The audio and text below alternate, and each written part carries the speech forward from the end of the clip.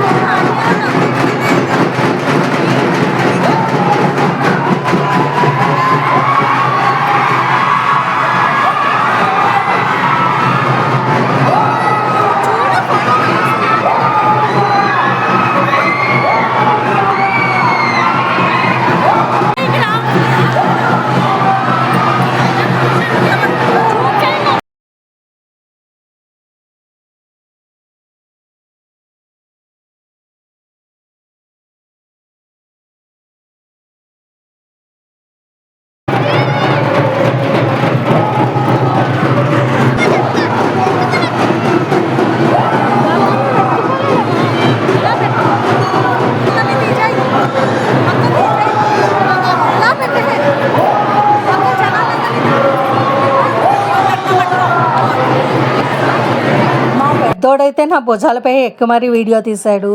చిన్న చిన్న పిల్లలందరూ అలా కూర్చున్నారు కదా, దగ్గరికి వచ్చేటప్పటికి అందరూ మీదకి వచ్చేస్తున్నారు. పిల్లల్ని అయితే తీసుకెళ్ళకపోవడమే చాలా బెస్ట్ అండి, ఎందుకంటే ఎవరు తొక్కేస్తారో కూడా తెలియనంత జనాలు ఇక్కడ బాగా కనిపిస్తుంది.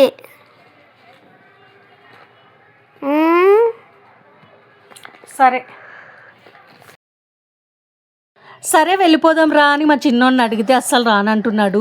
వాడికి అసలు కనిపించట్లేదు, పొట్టిబడంగా అంటున్నాడు.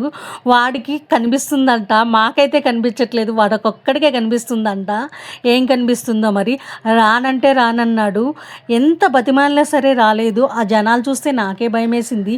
మా వాడికైతే అస్సలు భయం లేదు.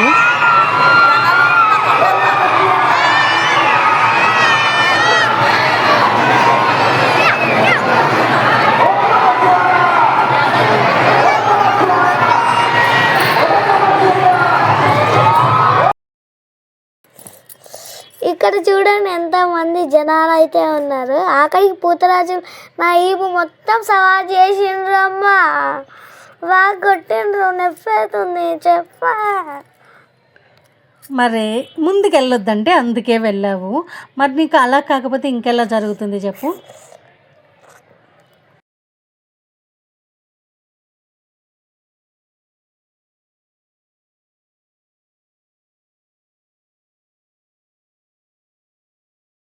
ఎందుకమ్మా ఇక్కడ ఓం నమ శివ అని అంటున్నాడు, హర హర మహాదేవ్ అంటున్నాడు. ఆఖరికి నల్ల డ్రెస్సులు వేసుకున్న వాళ్ళు, నల్ల బ్లాక్ కలర్ డ్రెస్ వేసుకున్న వాళ్ళు దూరంగా ఉండమని ఎందుకు అంటున్నారు? అది నాకు కూడా తెలియదురా ఎందుకంటున్నారో కానీ అనౌన్స్మెంట్ అయితే జరుగుతుంది. బ్లాక్ కలర్ ఎంత ట్రై చేసినా ముందుకెళ్ళట్లేదు అంటమ్మా.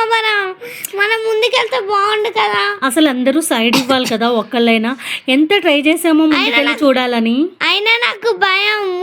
ఒకసారి ముందుకెళ్ళాను నేను, నా ఈపు మొత్తం బ్యాండ్ అయ్యింది.